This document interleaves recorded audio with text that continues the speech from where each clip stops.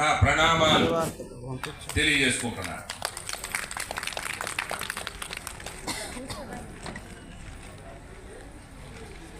గురుర్బ్రహ్మా గురుర్విష్ణుః గురుర్దేవో మహేశ్వరః గురు సాక్షాత్ పరబ్రహ్మ తస్మై శ్రీ గురవే నమః. న గురోరధికం తత్వం న గురోరధికం తపః తత్వజ్ఞానాత్ పరం నాస్తి తస్మై శ్రీ గురవే నమః. సరస్వతీ నమస్తుభ్యం వరదే కామరూపిణి విద్యారంభం కరిష్యామి సిద్ధిర్భవతు మే సదా. సదాశివ సమారంభాం వ్యాస శంకర మధ్యమాం అస్మదాచార్య పర్యంతం వందే గురు పరంపరాం. ఓం నమః ప్రణవార్థాయ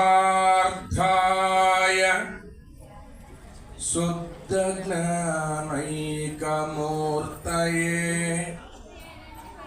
నిర్మలాయ ప్రశాంతాయ దక్షిణామూర్తయే నమః.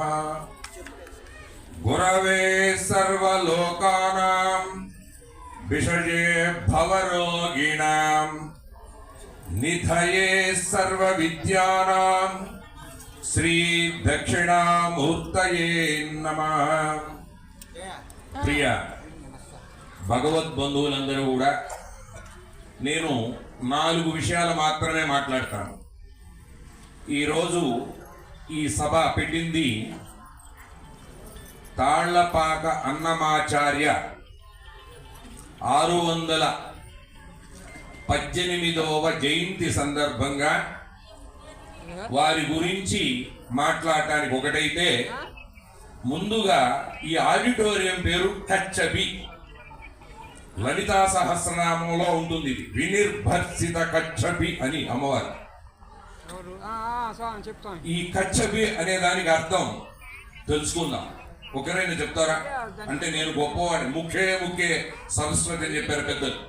ఇక్కడ కూర్చున్న ప్రతి ఒక్కరిలో సరస్వతి దేవి ఉంది, అది తెలుసుకుందాం. తర్వాత భజన సమాజాలన్నీ వచ్చినాయి, కొద్దిగా నిద్రపోతున్నట్టున్నారు, బయటికి వెళ్ళే వాళ్ళు వెళ్తున్నారు.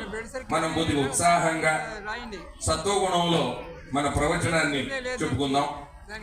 ముందుగా భజన కళాకారులందరూ ఇక్కడ ఉన్నారు కాబట్టి వారి గురించి కూడా ఒక మాట మాట్లాడుకోవాలి. అందరూ కొద్దిగా యాక్టివ్ గా ఉండడానికి అందరూ భజన చేయాలి.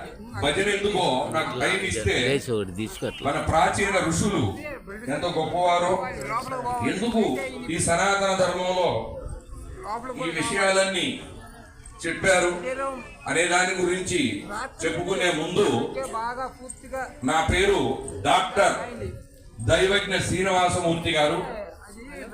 శ్రీశైలంలో మౌనస్వామి దత్తసాయి ఆధ్యాత్మిక ఆశ్రమ నిత్యాన్నదాన సేవాశ్రమం మాది. దానికి పీఠాధిపతి శ్రీ శివ రుద్రానంద సరస్వతి స్వామి. వారికేమో అందరికి అన్నం పెట్టడం ఇష్టం, నాకేమో ఆయన అన్నదానం అనకూడదు, అన్న సంతర్పణ ఇష్టం.